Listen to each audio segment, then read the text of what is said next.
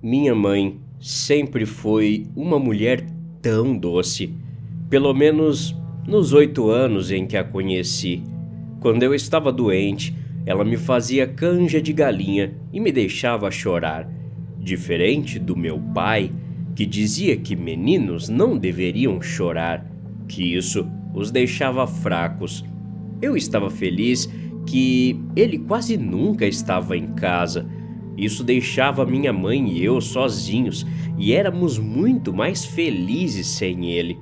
Meu pai era mais velho e acho que ele ainda estava amargurado por ter que se casar depois que ela engravidou com a terna idade de 18 anos.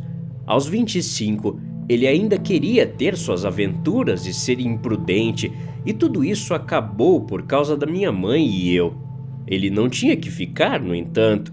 A maioria dos pais simplesmente saem de perto e pagam pensão, mas às vezes nem isso, e eu teria preferido que ele não tivesse ficado. Tudo começou quando minha mãe começou a agir estranhamente logo depois do seu 27º aniversário, que foi exatamente um mês depois do meu.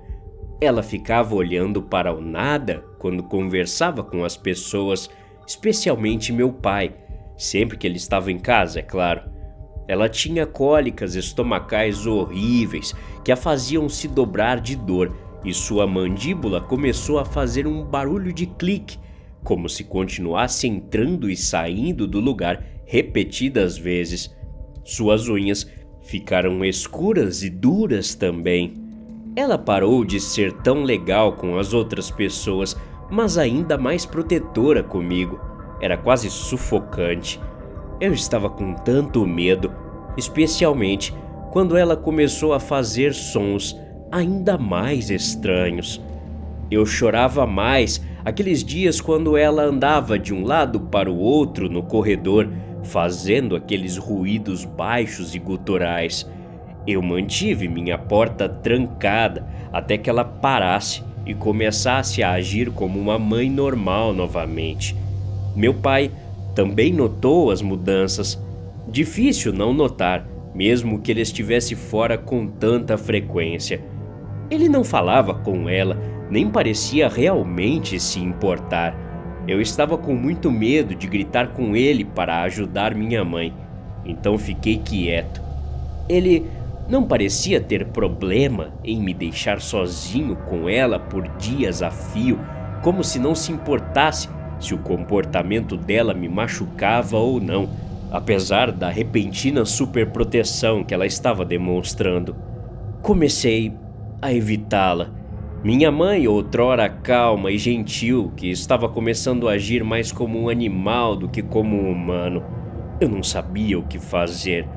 Houve momentos em que eu descia do meu quarto e encontrava minha mãe na cozinha, a porta do freezer aberta e ela escondida atrás. Ela fazia barulhos estranhos enquanto devorava o que quer que estivesse lá dentro.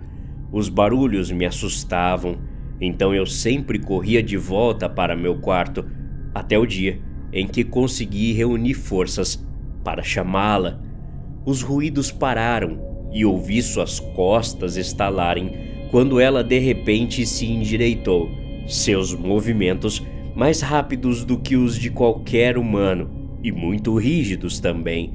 Ela se afastou do freezer, continuando a olhar para frente. Vi sangue escorrendo pelo seu queixo. Ela parecia congelada no lugar até que virou a cabeça para mim. Um sorriso lentamente se espalhou por seu rosto. Oi, querido. Ela disse. Mamãe, você está bem? A mamãe está bem. Por que você pergunta? Você está agindo de forma estranha e isso está me assustando. Desculpa, bebê. Não quero te assustar. Você pode me perdoar? Você vai parar de agir de forma estranha? Eu prometo. Ok, eu te perdoo. Eu acreditei nela, porque eu queria desesperadamente minha mãe de volta. Corri para os braços dela, soluçando, e ela simplesmente me segurou com muita força, me levantou em seus braços e começou a cantarolar e a acariciar o topo da minha cabeça, como um animal faria com seus filhotes. Havia um rosnado no seu cantarolar que eu ignorei naquele momento. Eu só queria aproveitar daquele abraço.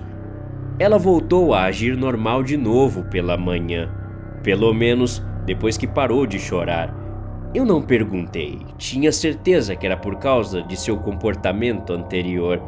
Eu segurei sua mão até ela parar e ela me deixou tomar sorvete no café da manhã para compensar tudo. Parecia tudo bem. Fiquei feliz, mas isso não durou. Num único dia, ela era a mulher doce que eu sempre soube que era, mas então no dia seguinte voltou a andar de um lado para o outro, a fazer seus barulhos estranhos e seus hábitos alimentares esquisitos. Percebi quando olhei para o freezer depois que ela foi dormir. Ela estava comendo carne crua. Eu tinha ouvido na escola que não era bom comer carne crua e minha preocupação só aumentou. Algo estava seriamente errado com minha mãe e eu não sabia a quem contar. Na manhã seguinte que descobri sobre a carne crua, ela passava pelo menos meia hora a mais no banheiro do que o normal. O ruído que saía de lá de dentro parecia com a maquininha de barbear do meu pai. Quando ela saía, eu via um pouco de pelo preto solto grudado nas laterais da pia. Toda vez eu limpava o resto daquilo sem saber o que pensar.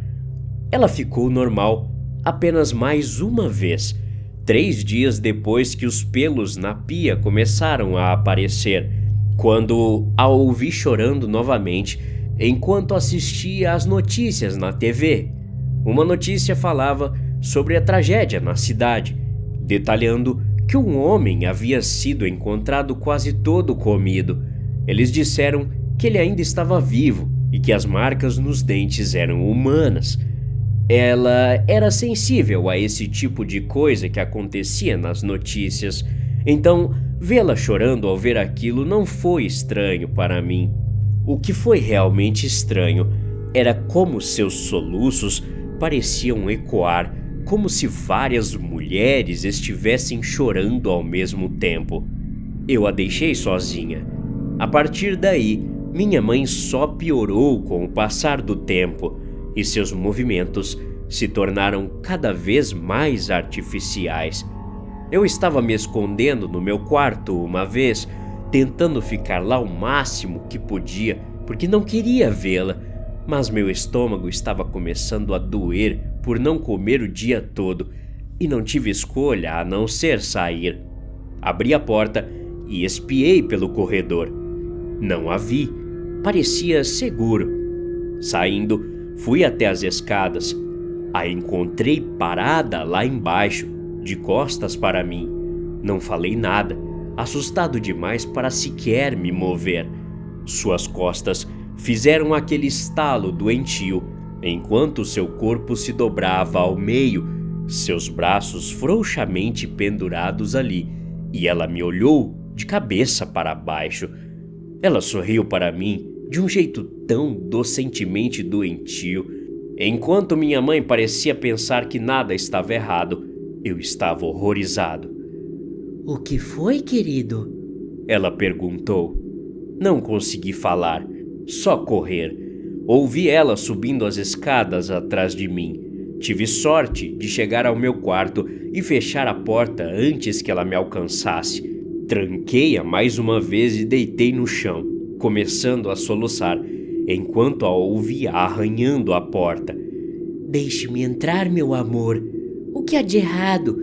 Deixe a mamãe entrar. Deixe a mamãe fazer tudo ficar melhor. Ela parou eventualmente, horas depois, apenas para ir até a cozinha e começar a comer. Os sons dela despedaçando a carne eram tão barulhentos que eu consegui ouvir tudo através das tábuas do assoalho. Isso fez meu estômago revirar. Eu queria que tudo isso acabasse. E, eventualmente, acabou. Só não teve um final feliz. Foi quase 2 meses depois que tudo começou que meu pai chegou em casa um dia e me disse para ir para o meu quarto para que ele e mamãe pudessem conversar. Eu fui, claro, me sentindo aliviado que ele finalmente iria tomar algum tipo de atitude, talvez descobrir o que estava acontecendo e ajudá-la. Eu só queria minha mãe de volta. Fiquei no meu quarto por 5 minutos antes de ouvir um tiro e um grito desumano que era tão alto e penetrante que parecia que meus tímpanos iriam estourar. Eu estava com muito medo de sair do meu quarto, espremido no canto entre minha mesa e a estante. Alguém deve ter chamado a polícia, porque alguns minutos depois, sirenes estavam se aproximando rapidamente, até que pararam bem ao lado de fora de casa, bem quando ouvi o pé do meu pai bater no degrau inferior que rangia. Tanto barulho irrompeu na casa que mal consegui ouvir meu pai gritando para a polícia: "Vocês têm que pegar o garoto! Vocês têm que matá-lo também!" Até a próxima. Obrigado.